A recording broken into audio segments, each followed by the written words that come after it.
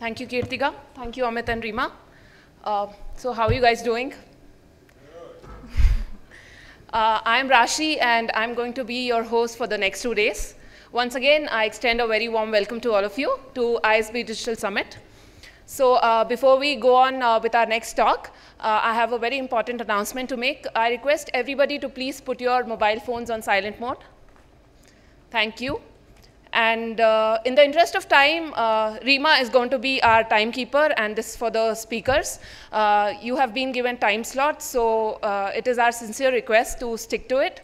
And 10 minutes prior to your end of the session, Rima is going to signal to you so that in 10 minutes you can quickly wrap it up.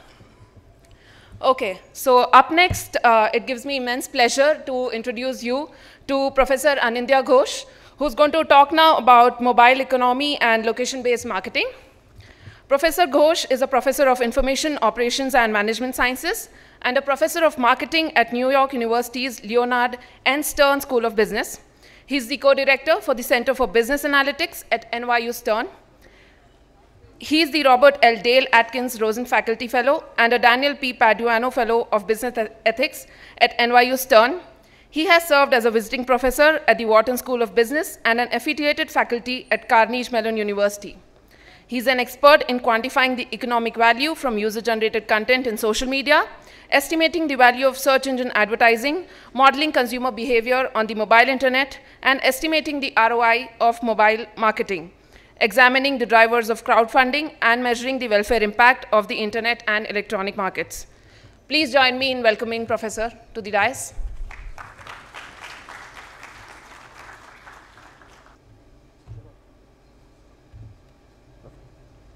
All right, good morning. First, I'd like to thank Amit and Rima for having me here. It's great to be back at ISB. I was here last year as well. So what I want to talk to you about today is share with you some insights that we've gotten from various projects in the mobile space. So Kritika's talk was actually a great segue into mine. She talked about 5 big trends. I'm going to get us talk about really nitty-gritties and get our hands dirty into data. Just to get a sense for your backgrounds, is anybody here from, in your daily work space, are you working on analytics or data crunching? Okay, great. So I'm going to essentially give you some sense for, what are the possibilities with data that comes out of the mobile phone, and what are brands and marketers and strategies trying to do with that sort of data. Okay? So right off the top of the bat, let me just ask you a question. How many of us know where you will be 285 days from now at 2 p.m.? Just a raise of hands. Okay.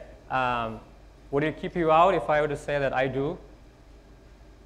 Okay, let's make it a little more narrow.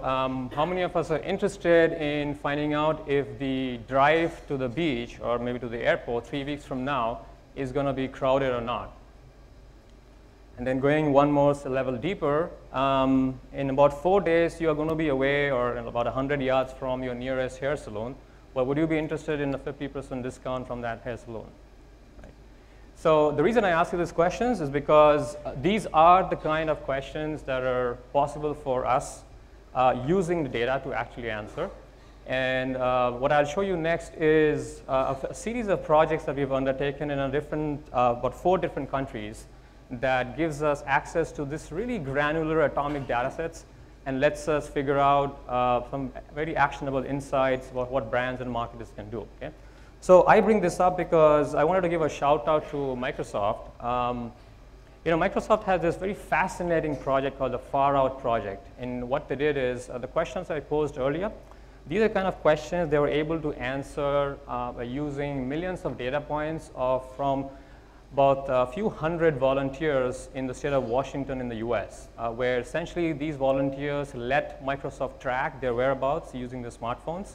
So essentially, imagine a world where we can actually track your second by second, we can track where you're traveling, what your next step is, which let us predict where you are likely to be 285 days from today, right?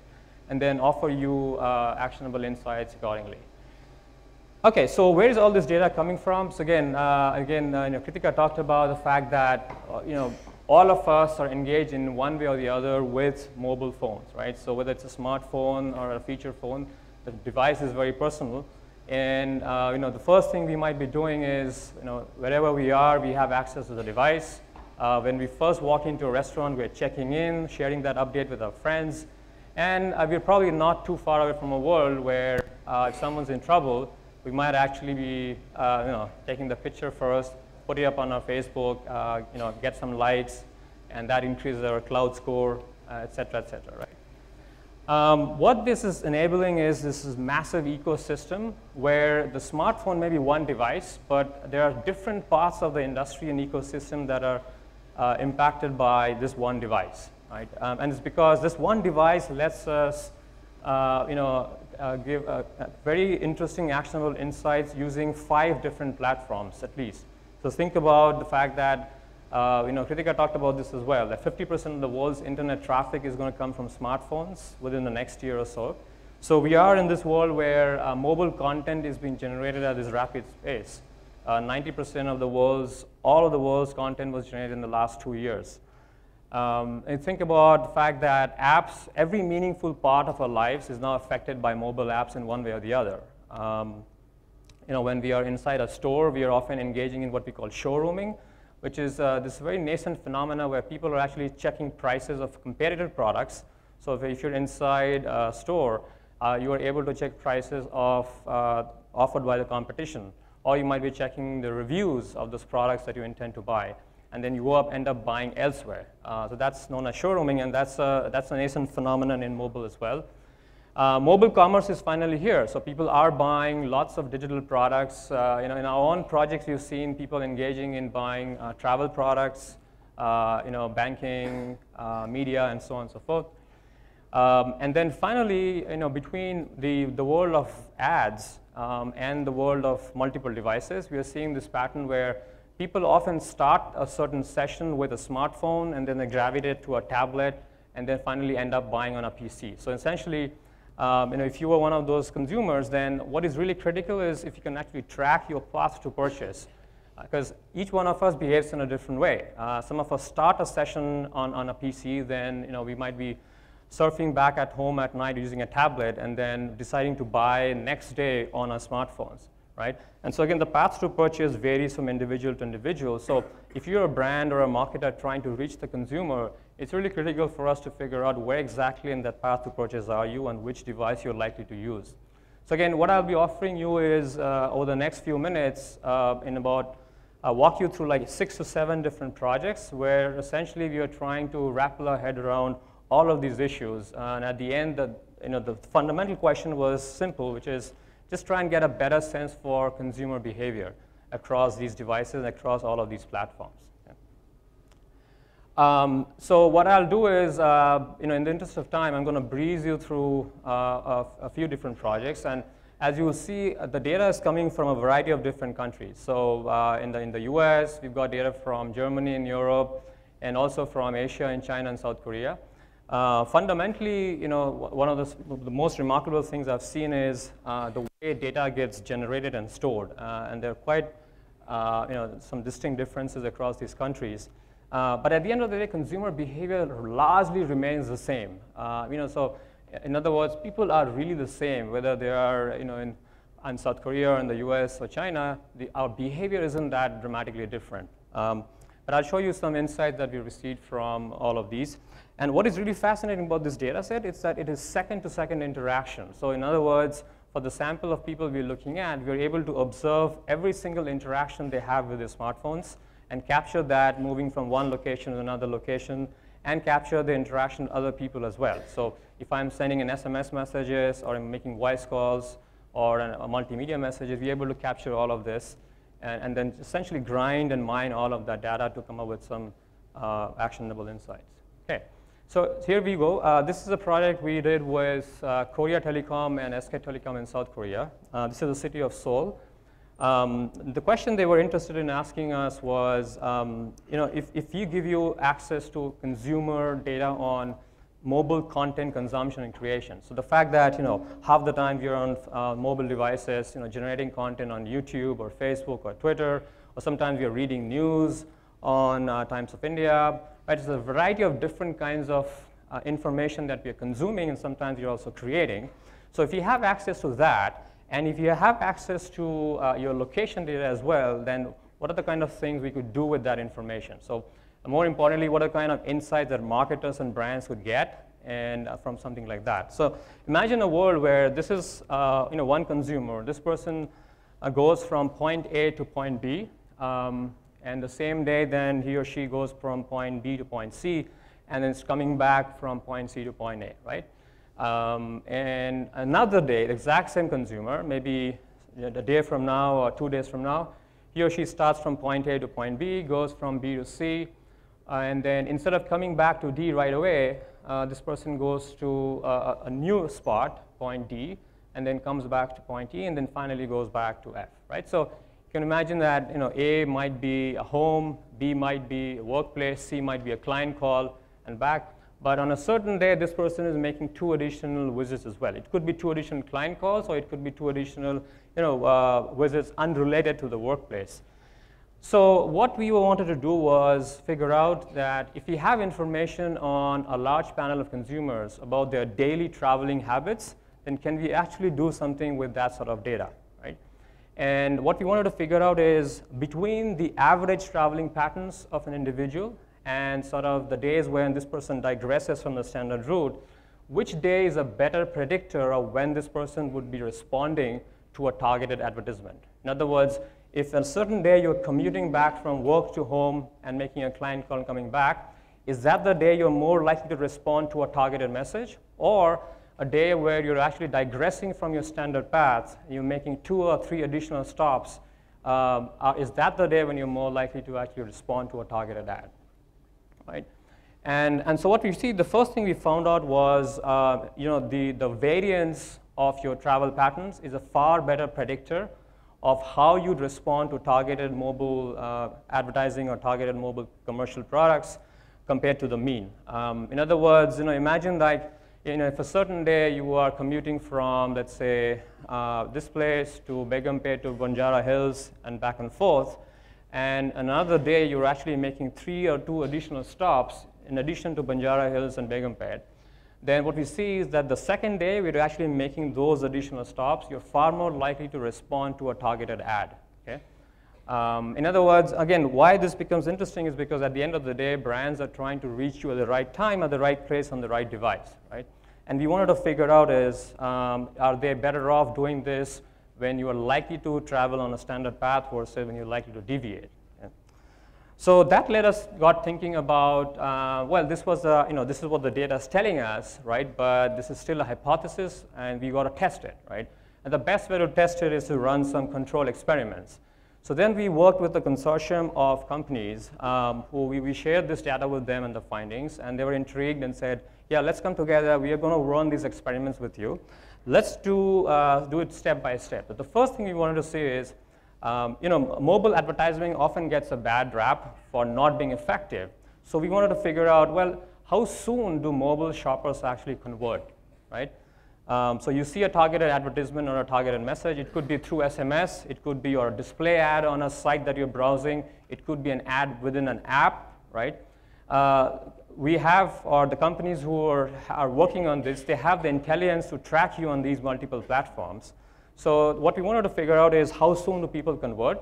And it turns out that something like 41% of the people actually convert on the same day. So in all else equal, if you are going to respond to an ad and buy the product, 41% of the time you're going to do this on the same day. The remaining 59% buy it later, but the majority of them end up buying within a week, right?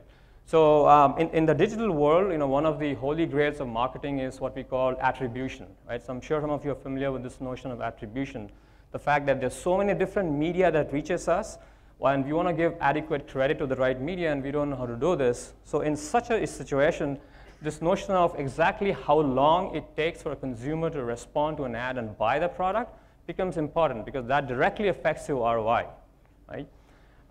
So if you think about this, like, what really, I started thinking about this when I worked on this, was mobile then becomes this glue, right? We've got this offline world where some of us live, and this online space where some of us live, and some of us live in both the worlds. But mobile really becomes this glue, because using the smartphone, companies and brands and marketers are able to reach us and bring us back from the online world to the offline space, right? The other thing we wanted to find out is also that brands were interested in is, well, who are these people? Like, again, people often say that I just click accidentally on mobile ads, so mobile ads don't work.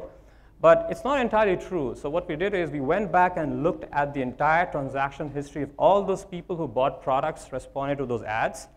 And you want to see if these are just stragglers or are these actually your valuable customers, right? So if you do a recency, frequency, monetary value analysis, then more than half the time, it is actually your higher CLV, higher customer lifetime value customers who are buying these products and responding to those ads. So it's not some straggler, it's not an accidental click. These are people with the genuine intent to buy products. And so these devices are in fact working. And no wonder Facebook's revenues have gone up from 42% in 1 year on mobile advertising, right? So this is actually working out just exactly, or even better than people have thought it would. So these numbers threw off initially, and then we reached out to Google, for example, and asked them if they had done something similar, and they had been doing something similar as well, and their numbers were even more staggering. Like, they found that something like 83% of people end up responding to a mobile search within the first 5 hours, right? I mean, that's pretty amazing. If you think about the fact that, again, mobile gets a bad flag for not being effective, but if you look at these numbers, the numbers speak for themselves. These numbers are staggering, and they are convincing, and they're telling us mobile devices are finally working, right? So the other thing we wanted to explore was, how do people actually respond to ads when they are in a shopping environment, right? So in the previous example, we were essentially sending people targeted ads when they were going about their daily lives. Somebody was commuting back from office to work or going to a client call, and that's when you're targeting. But imagine a scenario where we would actually target you when you're in close proximity to, let's say, a shopping mall or a supermarket, right? How do you actually respond to that? So some initial analysis suggests that distance plays a very important role. And again, no surprises here. You're far more likely to respond to an ad when you're close enough. But it's not actually linear. And in fact, what you see is there's an interesting nonlinearity in this as well, where it's not always the case that the closer you are likely to respond more. All else equal, yes, that's true. But there's an interesting inverted U-shaped curve here, where you'd see that distance matters a lot more. And so we wanted to, so this was sort of, kind of interesting and confusing too. Like, why would there be this inverted U right here? And so then it's occurred to us that maybe there is one more dimension that we are not factoring in, especially when you think about the mobile device. What really matters is the size of the screen, right? An iPhone is about 2 inches smaller than an Android, and both of them are at least a few inches smaller than the PC. And so the number of offers that you get to see on a smartphone is going to be significantly less than the number of offers that you might be able to see on a PC. And so the rank of that customized or targeted ad is going to be that much more critical. And so maybe what's really going on is that there's a very interesting interaction effect between the distance between you and the nearest store and the place on the mobile screen where you're actually seeing that ad. Okay?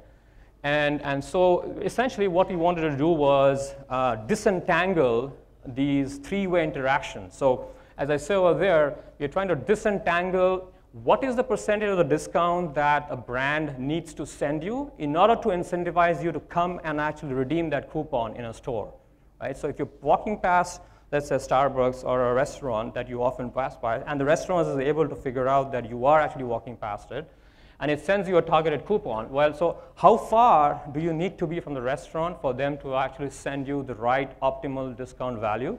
And exactly where on the mobile screen should they be ranked? Because if it's too far down the screen, then you're probably not going to scroll down and see it all the way. So the first 5 or 6 slots on a mobile screen become that much more important and that much more valuable, right? So imagine a world where there's going to be jockeying amongst brands and advertisers for being in those first 5 or 6 slots on a mobile screen, okay? And this could be a mobile app itself. And again, I'll talk about this particular example as we go along.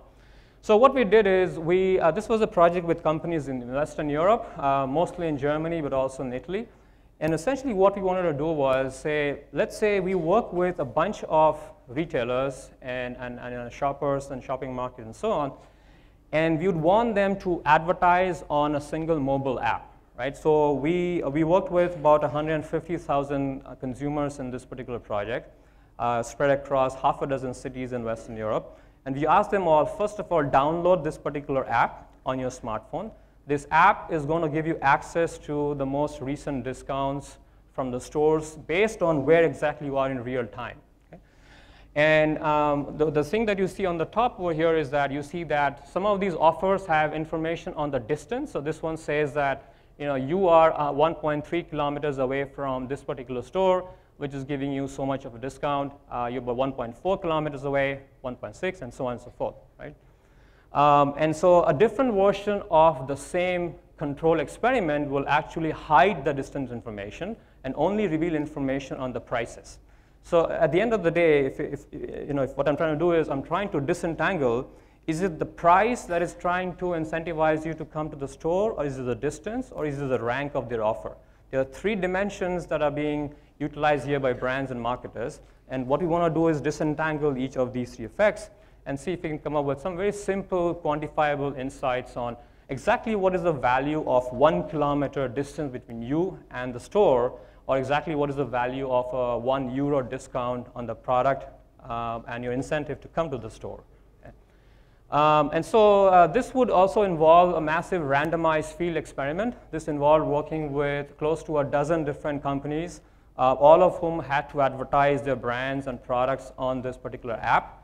And what we did is, for a random set of 150,000 users across these 6 cities, we sorted this information in a way where some people would get to see the distance information, some would only get to see the price information, some would only get to see, and some would get to see both of them. And we also randomized the order itself, because we wanted to see how rank of the offer on the screen incentivizes people. So I know there are many insights from this, but I'll just share a couple of them. For example, it turns out that on an average, if you increase the discount of the product by €1, so let's say 10%, I'm looking at an average base of €10 for each product. These are all retail products, high-frequency retail products, coffee, sandwiches, food, books, movie tickets, et cetera, et cetera. This would actually, if you increase the discount by so much, that's the same as reducing the distance between you and the store by 131 meters. In other words, if you are 131 meters away from the nearest Starbucks outlet, then you're as likely to redeem that coupon as when you get a €1 discount on that same €10 product and so on. So in a similar way, we could actually look at these correlations between where exactly does the brand have to appear. So for every additional increase in the rank, so as you increase the rank, you are more likely to pop up on the top of the mobile screen. And as you're more likely to pop up, people are more likely to see it. And if they're more likely to see it, they're more likely to redeem that coupon, right? So redemption is very easy. You click on that coupon, and you just take that your smartphone to the store. You show them what you've clicked, and then you get the discount.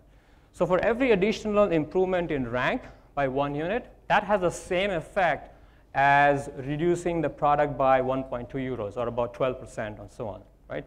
So again, in this way, there are many possible permutation combinations, but as a brand or a marketer or as an analyst, you start getting a sense for what are the possibilities that one can do with mobile shopping, right? And this is the future, as Kritika talked about this as well. Like, we are at this point in time where, if you're not already experiencing this, you will very soon. Because already there are a bunch of countries that are where something like this is happening. So the next project I'll talk about is something called geofencing, right? So in the previous project, one thing you might have noticed I didn't mention is that these ads or these coupons are targeted based on distance, but not based on time. Right? So let's say you're walking past, around 2 in the afternoon, you're walking past a Starbucks outlet, and there's another friend of yours who's at 2 in the afternoon on a weekday also walking past, let's say, a pub. Okay? Both of them send each of you a discount offer, right? So get one coffee, buy one coffee, get one free at 2 in the afternoon, or buy one beer, get one free at 2 in the afternoon. Which one are you more likely to redeem? Most likely the Starbucks coffee, right?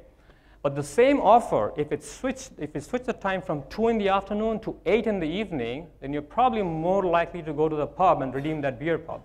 So really, if you're interested in mobile geofencing or mobile targeting, you've got to take context into account, which means combining location along with time. And so what we wanted to figure out here was actually, how exactly does time factor in when we are able to target you based on both location and time. So this concept where we can sort of, we as in, if I'm working with a company, we can sort of narrow down this small periphery where you're most likely to be. That's known as geofencing. And the core idea behind geofencing is you've got these two weapons with you, right? You've got location-based targeting and you've got time-based targeting. What if we combine them both and get contextual targeting? Well, how much more does that actually play a role? So this study was actually with a series of companies in China, in the city of Shanghai. And the core product being advertised here was movie tickets. Okay? So again, all these consumers, they were, one of the things that is pretty popular in Shanghai, for example, is people often buy movie tickets on a movie app that everybody has on their smartphone. And so the experiment involved targeting people with discount offers using these two dimensions. We would send them targeted offers on the same day as the movie was going to be screened, 1 day before and 2 days before. Then the other sort of change we would do is based on distance. If you are 200 feet or so from the movie theater, some of you would get that particular discount. And then we increase the range from 200 to 500 feet and then up to 1 kilometer, right? And so again, the key question was, how do you respond to this combination of distance and time-based geo-targeting? Okay. So what you see over here is essentially, it's sorted based on distance. So this is near. Near means, let's say, 200 feet or so. Medium is between 200 and 500 feet from the movie theater. And far is up to 1 kilometer from the movie theater. And then what you see on this axis is, are you getting the customized discount on the same day, or 1 day before, or 2 days before, and essentially the same pattern for distances up to 500 feet and up to 1 kilometer. Okay? So as one thing you would expect is same day. If you're getting the discount on the same day and within 200 feet, then obviously no surprises there, but you're more likely to redeem that particular coupon. But we found some interesting sort of results here, where especially if you look at this graph over here, this 1 day prior redemption also is actually the highest. So if you're getting these discount coupons and up to 1 kilometer away from where you are in real time, then it turns out that it's not the same day redemptions that are the highest, but rather the 1 day. So compared to the 2 day, same day, the 1 day redemptions are the highest. And so one starts thinking about, like, why exactly is this happening? Is this something to do with planning, that people are able to plan a day ahead in advance? And there's other factors that factor in as well. And so this led us to start thinking about getting further into these things.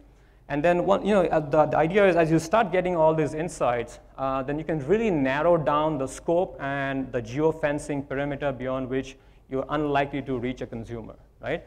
Because all of these, these offers are non-trivial, they are costly. So essentially what you want to do is narrow the scope down and make it as targeted as possible. And so once we found these results, we worked with a variety of different companies in Shanghai and in Beijing to do a series of additional experiments that leads us to further insights on this.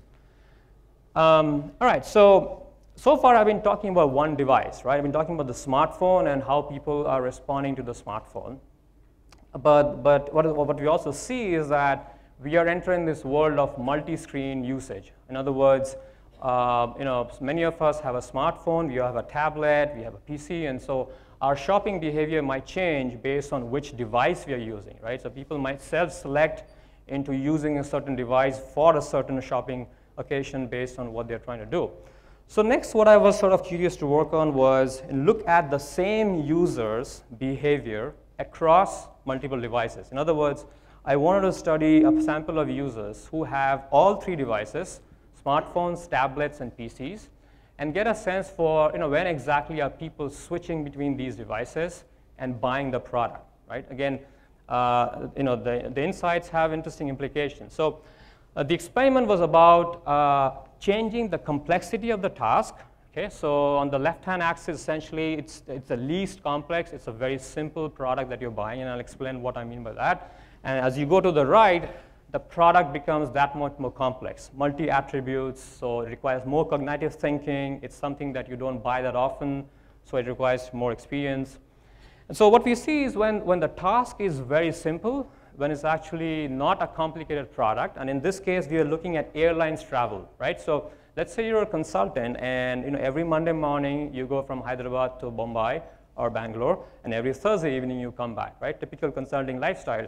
So if you are used to that lifestyle and need to buy tickets, in such scenarios, people are likely to use, 87% of the people are likely to use a smartphone or a tablet to buy that product, or what we call a blockbuster product. Means something that's very, very common, very, very easy to buy based on your past experience.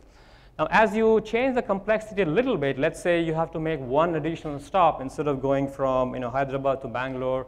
You might have to make one additional stop in Chennai and then go to Bangalore. Tad bit more complex, but still pretty popular. Then we see a shift in people's usage from smartphones. That number drops down from 46% to 31%. But the usage of tablet increases almost equally, right? So PCs still remain at the low, mid to low teens, 13 to 15%. But people are gravitating to the larger screen. Now then we sort of, the third piece of the experiment was make the purchase even more complex, and let's say we add 2 additional stops. So you're always going from Bangalore to Hyderabad and Bangalore, but on a certain week you have to make a stop in Delhi first, and then back to Mumbai, and then back to Chennai, and so on. As you increase that, then it turns out that when you're buying these niche products, then people are far more likely to gravitate towards the larger screen and use the laptop or the PC, right? So our usage of the smartphone and the tablet, both of them shrink quite dramatically. And so this was for travel, but we did it for a variety of other products as too. And consistently, we found that same pattern, that the larger screen was being used to buy products that were more complex and multiple attributes, products that are least frequently bought, right? So again, if you intuitively, this all starts making sense, but as somebody who's interested in measuring these effects, what I was really interested in are these numbers, because then what I would do is I would plug these numbers. Like if you say I have a budget of 100,000 rupees to spend in a week on advertising, well, help me figure out how much money should I put in mobile, on tablets, and on PCs. Then these numbers start becoming useful.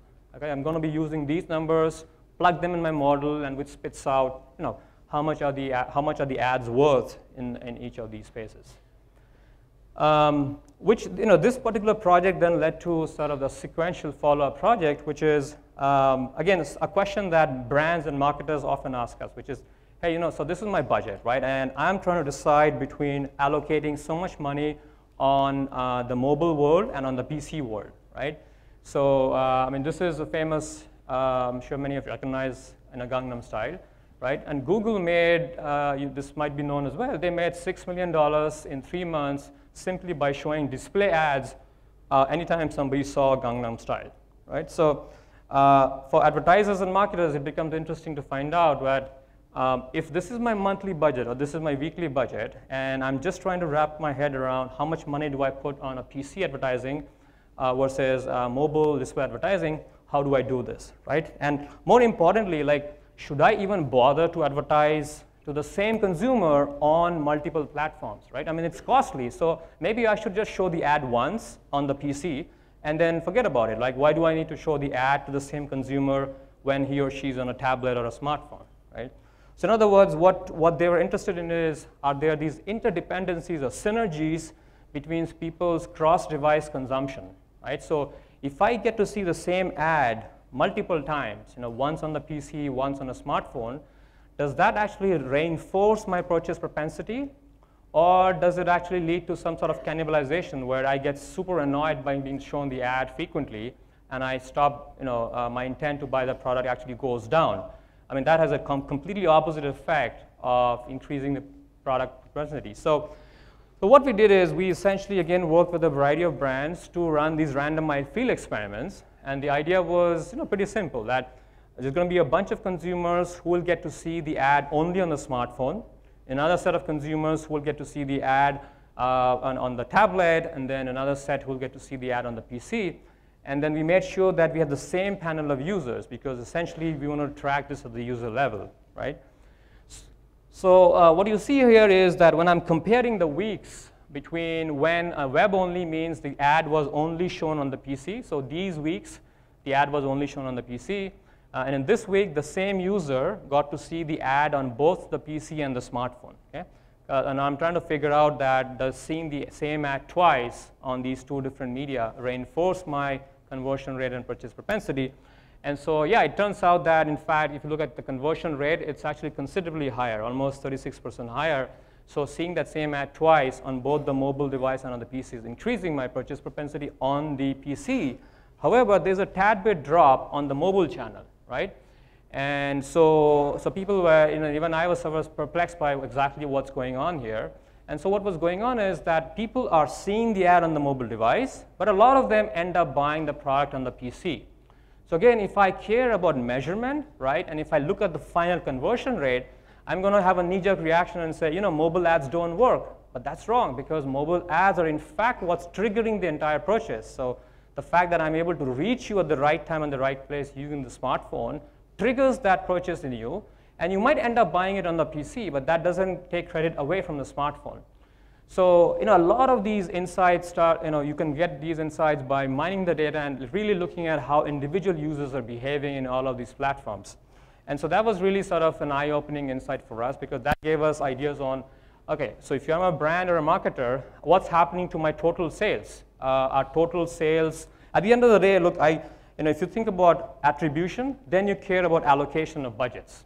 But if you care about total sales, then the good news is total sales are in fact going up, right? So whether you're looking at comparing the PC channel with PC and mobile, or the mobile channel with the PC and mobile, in both cases, the total sales are going up. The pie is expanding, so the brand or the marketer or the advertiser is actually better off. It's just that there's some reallocation of purchases between one and the other channel. And so if you care about exactly how many rupees you should be putting in each channel, then you should care about these measurements.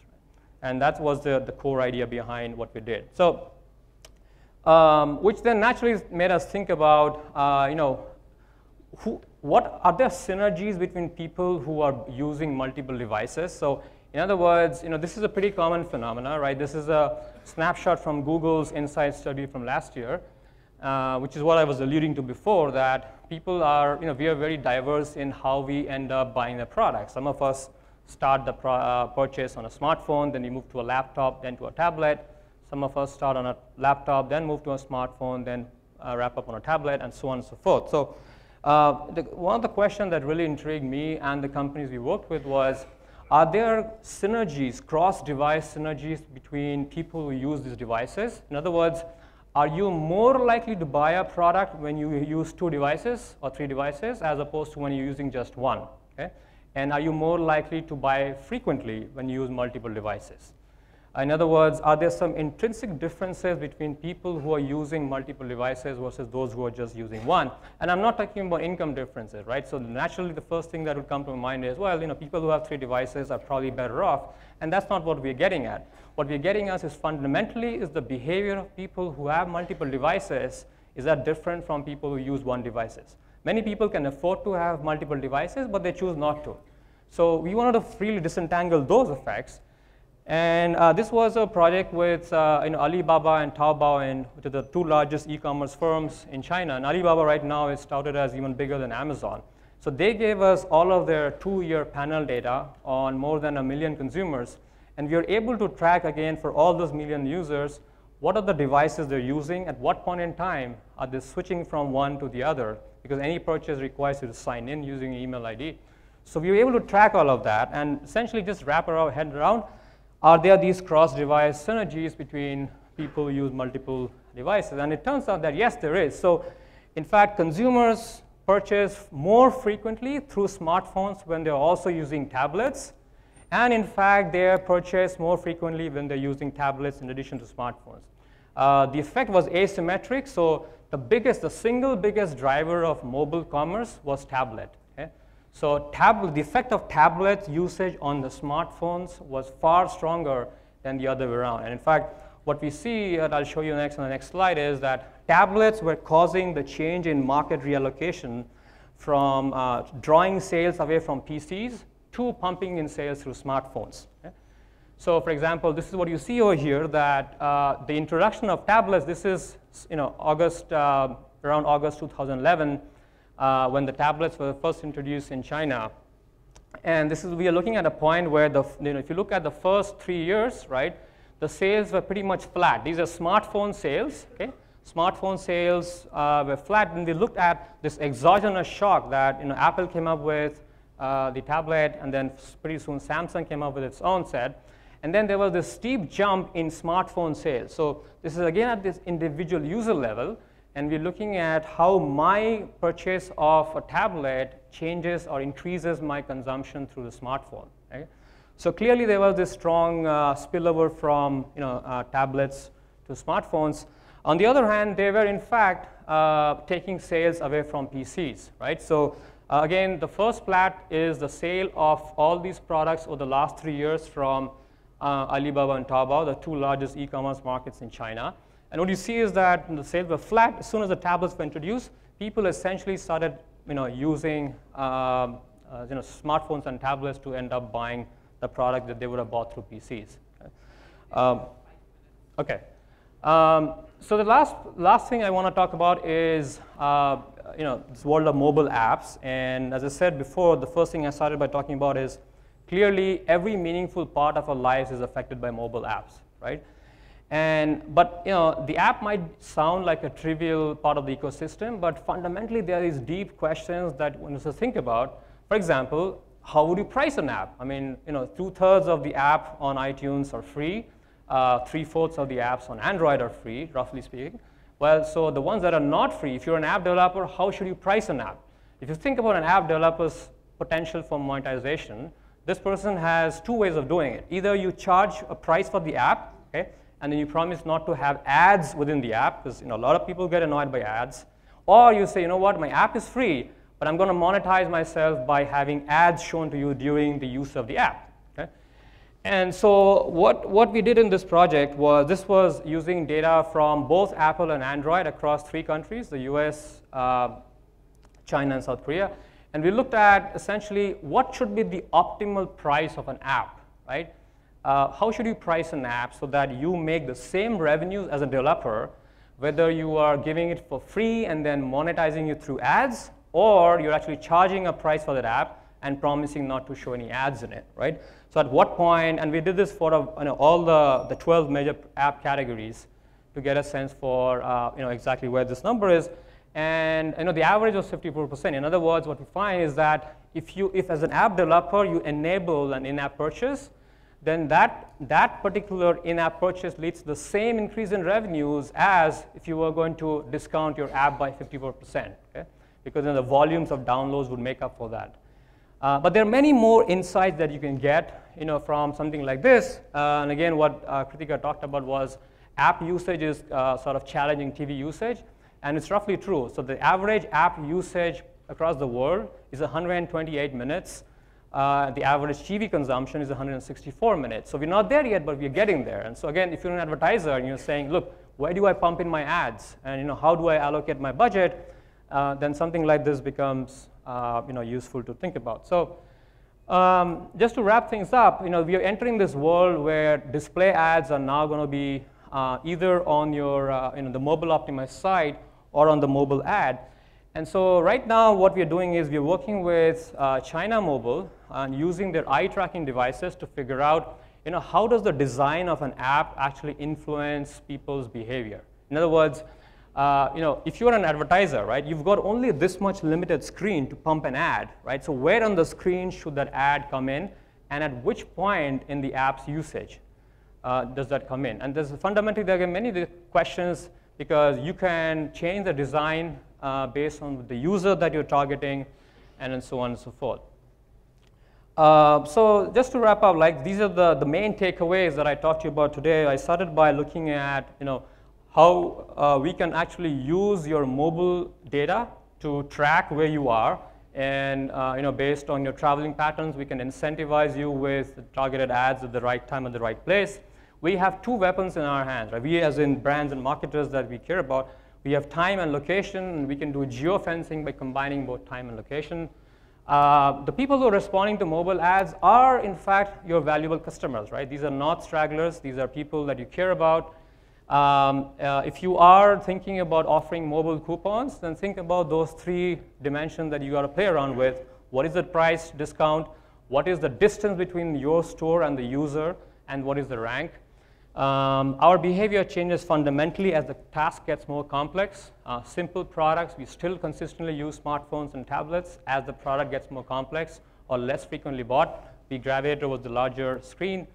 The cross-media devices, cross-media synergies become important. It turns out that we are more likely to respond to ads if you've seen them on multiple devices as opposed to actually seeing on one device. And then finally, if you are thinking about in-app advertising, like pumping in money on in-app advertising, then you might want to think about exactly how do I allocate my budget between pumping my ad in an app that's free versus not having an ad because the app is actually charged for a certain price. Right? So that's about it. I mean, I'm going to wrap up here in the interest of time. One last thing I want to talk about is something really cool that's happening in parts of the world where, especially in China, I'll talk about one example. The Shanghai government has decided to introduce Wi-Fi in all the public buses in Shanghai, okay? Public and private buses. In other words, if you're in a bus and inside Shanghai and you're traveling, then you'd have access to Wi-Fi. And so, this is a marketer's dream, right? Because if you're able to, we know ex ante which route you'll be taking by observing your behavior. We know the bus's route. We know where you get on, where you get off. And then we can incentivize you with the right kind of ads based on the pre-existing knowledge of where you're likely to get on and off. We can customize the ads based on the route of the bus. If it's going to be next to a shopping mall, we'll send you targeted ads based on what stores exist in the shopping mall. So this is a fascinating smart city project in China. And we just started working on this. They're also doing this within subways, so you can see ads within subways. And my prediction is, we are going to see this in India pretty soon. In a few years, we're likely to see something like this. I can't say for subways, but the technology infrastructure exists for something like this to happen. So if we can get our heads around together, we might be seeing this here as well. So I think that was it. And if you have any questions, I'll be happy to take them.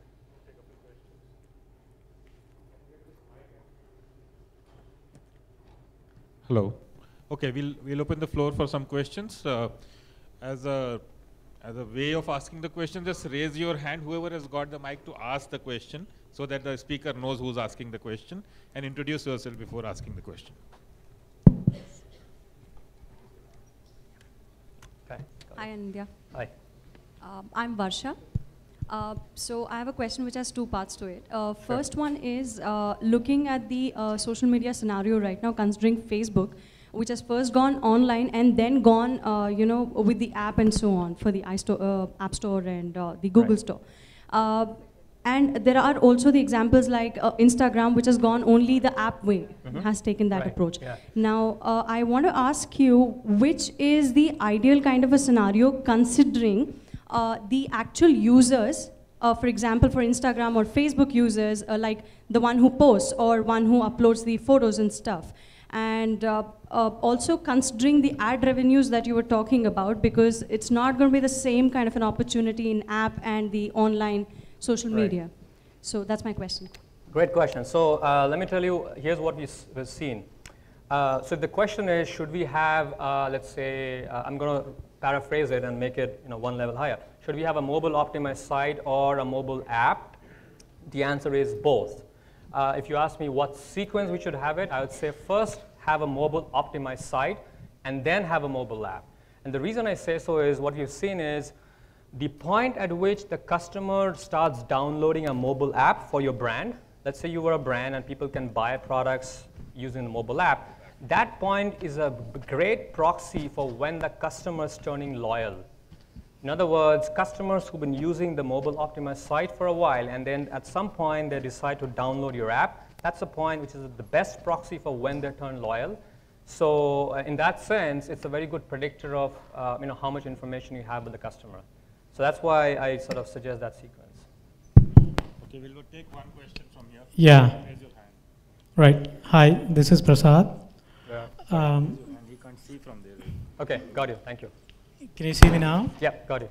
Right. I have two questions. One is, you put great numbers. Are they relevant to India market? And second one is, like, apart from advertising, is there any other ways of monetizing free apps? Okay, so I'll start with the second question.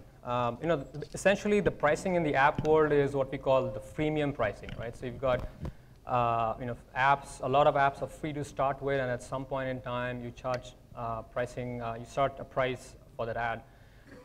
For the most part, what I've seen is it's in-app advertising, but some apps are also letting you buy the products within the app itself. So I don't have an example from India, but in the US, there's a company called Target, essentially a nationwide retailer. Target lets you actually buy the products within the app itself. You don't actually have to step out of the app at all. And so the other way we have seen app developers monetize the app is by letting consumers buy products within the app. So it's not just exposure to eyeballs and advertising, it's actually enabling the entire transaction as well. So those are the two predominant models that we have seen where monetization of apps seem to be working pretty well. Hello. Yeah. Hi. Okay. See, a lot of research that I saw that you've been doing is around the kind of behavior that the consumer is exhibiting when he is holding a mobile device or devices in his hand. Traditionally, marketing has been also focusing on a lot of deep dives into consumer behaviors around, obviously a lot around usage and attitudes, but also a lot around how they feel. You know what I mean? So that is there a scope of bringing that onto the platform of what should I say, the digital platforms that we have right now? Or is there a way of blending the existing marketing insights that we have about consumer, how they feel, into what we already have from the research that you do? Yeah, so I didn't get a chance to talk about some of the other projects, but we've also done what we call brand attitude surveys on these devices. And essentially, many products or many ads that you see, you're not going to buy the product online or on the mobile space. Let's say you would see an ad for Coke or Pepsi, right? And so in a separate set of studies, we looked at how brand favorability and brand attitude and brand recognition, all of these change as a function of people's exposure to ads on multiple devices. So yeah, to answer your question, absolutely it's feasible. Many companies are doing it, we are doing it, so, and it's important too. Hello. Sure. Hi, Aditya, I'm Ankur. I work for the Taj as a revenue manager. Okay. We are recently venturing into our mobile app terminology that would help us to basically shift our market share from our competition. So one of my key questions to you would be possible for us to identify the various geographies where we'll be, like we heavily invest into search engine marketing on Google. So will it be possible for us to come up with a way where we can identify the geographies which are searching my hotel or which are searching my competition, like we deploy a lot of TripAdvisor strategies. Yeah. So will it be possible, and how can we eventually go about it, to make it a big success for us? Yeah, I mean, that's a good point, because local search is the single most largest component of mobile searches. So 73% of mobile searches are local. And so, it depends on where in the ecosystem you're located, because the data is being collected. So when people are searching for a local institution in the mobile device, the data is collected. If it's happening through an app, then the app developer has the data. If it's happening on Google's search engine, then clearly Google's mobile analytics is going to be tracking that. So it exists. It depends on where exactly in the ecosystem you are. One quick question on, will it be possible to integrate all the sources together, as in the people who are searching on Facebook, whereas a person searching on a TripAdvisor or a person searching on a Google, will it be possible to seamlessly integrate all the various channels into one and give the data integrity? As in all the sources put together? Yeah. Combined factor 1. Will it be possible, or is some app like this, or maybe some? There is no single app, but I mean, I can talk to you offline about a few companies that I'm aware of that are building products. It's essentially, think of this as, Google has its analytics funnel, right? These guys are getting 1 or 2 levels deeper in trying to isolate, well, if the internet traffic is coming from, social media site like Facebook or Twitter. So there are companies that are looking at, 2 or 3 levels deep into the funnel to isolate which part of the internet is traffic coming from. And they're also able to sort of geofence with some noise where in the, let's say within a zip code what the person is searching from. But you'll have to essentially combine more than one tool to get all of this. It's essentially all of the data is out there, and the 2 or 3 companies that I'm aware of, they are in the process of collating all of this and come up with a dashboard that spits it out. And so it should be out pretty soon. Make it one last question. Hi. How can an e-commerce company use a location-based targeting? So if you're a pure e-commerce retailer, that's one thing. But let's say you are what we call a clicks and bricks, right? You've got an e-commerce presence and offline presence as well. Then clearly, geofencing is what's in the works these days. In other words, actually, for a pure e-commerce. So for a pure e-commerce, then location ceases to matter in many ways, right? So because you can buy the product irrespective of where you are located. Then the only other thing you can imagine that might useful be time-based targeting. In other words, are there certain points during the day or night where you're likely to browse on the e-commerce site? In which case, we will show you advertisements suited based on that time dimension. The location becomes less important, time becomes more important. The other thing is what we call contextual targeting based on the content. So if you're a pure e-commerce retailer, then we might show you ads for our products based on some third-party publisher site where the content of that site has some synergies with what you are selling. Right? So those are the 2 things you're likely to do.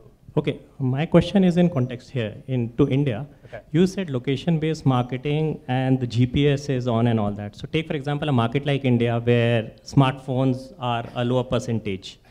Or suppose somebody hasn't switched on the GPS. So how would you do location-based marketing in such a scenario? Yeah, so then it's a lot harder, right? So this would apply to people, for example, who are more likely to keep their GPS on. Or you can also get it through Wi-Fi, although depending on the strength of the signal, it may actually be not that accurate. But if you don't have a smartphone, if you have a feature phone, then it becomes a lot more noisier and a lot harder. Okay. So that if you look at the trend, like the reason many of us are optimistic is because the trend is that more and more people are gravitating towards the smartphone. And those of us who can afford it, step by step, we are switching from the feature phone to the smartphone. And if that trend continues, then geofencing and location-based targeting becomes a lot more applicable and relevant. And how do you target the right user? Because a person is in a particular area, but he could be old or a young, male, female. Yeah, so how do you target that, okay, this is the person I should be sending my coupon right, to? so that's a great question. So in the projects in China and South Korea, we've gone from level 1, where essentially we are able to sense that you as any user just went past 10 feet away from my store, and then you will get to see a message, you are 20 feet away from my store, come in and we'll give you a 40% discount. Now what they're doing is even more fascinating, at least to people like us. They are collating all of our data from prior purchases through their centralized headquarter databases, and then identifying you through that particular information, and then they send you a very targeted message. Let's say if it's Amit's walking around, dear Amit, you are 10 feet away from our store. The last time you bought a pair of Nike shoes was a year and a half back, and it's that level of precision and targeting. So. And essentially what's going on is they are collecting all of your data from offline and using that from the nearest store that you're passing by and sending you that level of targeted message. So that's, I would say, the next trend in this space. Thanks. Okay. All right. Thank you. Thank you, Professor. We now break for refreshments. And a quick reminder, our Twitter handle is #DigitalSummit. So keep tweeting. And see you back in 15 minutes, 12 o'clock sharp. We reconvene at 12. No space in between. #DigitalSummit. Economy guy asking such a stupid